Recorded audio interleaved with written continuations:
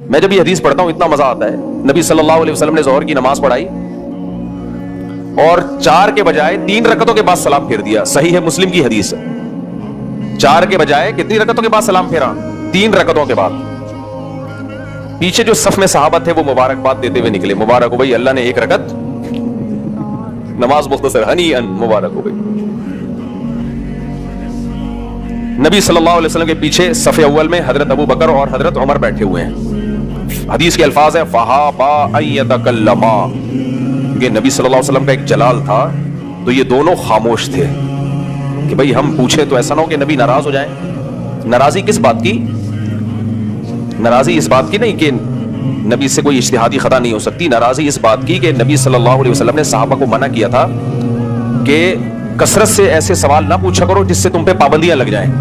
یعنی بعض دفعہ چیزیں پوچھ کے اپنے اوپر پابندیاں. تو ان کے ذہن میں یہ خیال آیا کہ شاید واقعی اللہ نے 1 رکعت معاف کر دی ہے, اور یہ بھی تھا کہ کہیں ایسا تو نہیں بھولے سے آپ نے 3 رکعت کے بعد سلام پھیر لیا. تو اگر ہم پوچھیں نبی سے تو نبی کہیں گے جب اللہ نے مجھے 3 رکعت کے بعد میں نے سلام پھیر لیا تو بس فرض کر لیتے کہ آج سے نماز کتنی ہوگی, تو کیوں پوچھ کے زیادتی کروا رہے ہو, اضافہ کروا رہے ہو. یہ خطرہ تھا صحابہ کو کہ نبی ناراض نہ ہو جائیں. لیکن یہ بھی خطرہ تھا کہ بھائی بشر ہے نا, انسان ہے, تو اب پریشان. حضرت عمر پہ اتنا روب کہ آپ خاموش ہیں. ایک دیہاتی صحابی, صحیح حدیث ہے, صحابہ کہتے ہیں ہم چاہتے تھے کہ دیہاتی لوگ ہماری مجلس میں آیا کریں کیونکہ وہ زیادہ تر مجلس کے آداب سے واقف نہیں ہوتے. وہ جو پوچھنا ہے وہ پوچھ لیتے ہیں اور نبی ان پہ ناراض بھی نہیں ہوتے. بھائی پتہ ہے کہ یہ تو گاؤں کے لوگ ہیں, دیہات کے لوگ ہیں, ان کو شہر کے آداب نہیں آتے, مجالس کے آداب نہیں آتے. یہ تو صحابہ کہتے ہیں ہم چاہتے تھے وہ آئیں اور پوچھیں تاکہ ہمارا بھی علم میں اضافہ ہو. ہم پوچھتے ہوئے سوچتے تھے کہ کوئی چیز ایسی نہ ہو جو آداب کے خلاف ہو.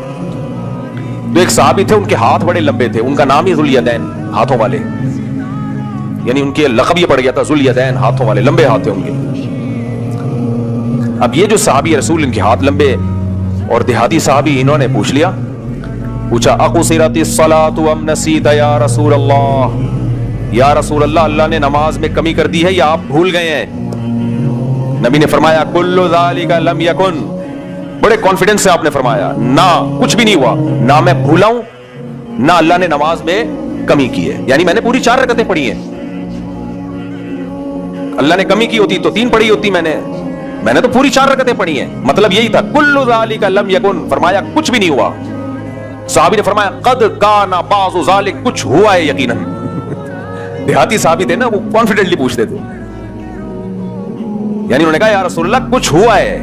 اس سے پتہ چلتا ہے صحابہ بھی نبی کو بشر سمجھتے تھے, انسان سے بھول چوک ہو سکتی ہے. فرمایا قد کان, قد تحقیق کے لیے لگتا ہے یقیناً کچھ ہوا ہے, یا تو آپ بھولیں یا اللہ نے نماز میں 1 رکعت میں کمی کی ہے. تو ہمارے نبی کو غصہ نہیں آیا ان کی بات پہ کہ میں پیغمبر ہوں, جب میں کہہ رہا ہوں کچھ نہیں ہوا تو تم مان لو کہ 3 کی نہیں بلکہ کتنی ہوئی ہیں, 4 ہوئی ہیں. نبی دن کو رات کہتے, رات کو دن کہتے, تو ماننا پڑتا ہے نا.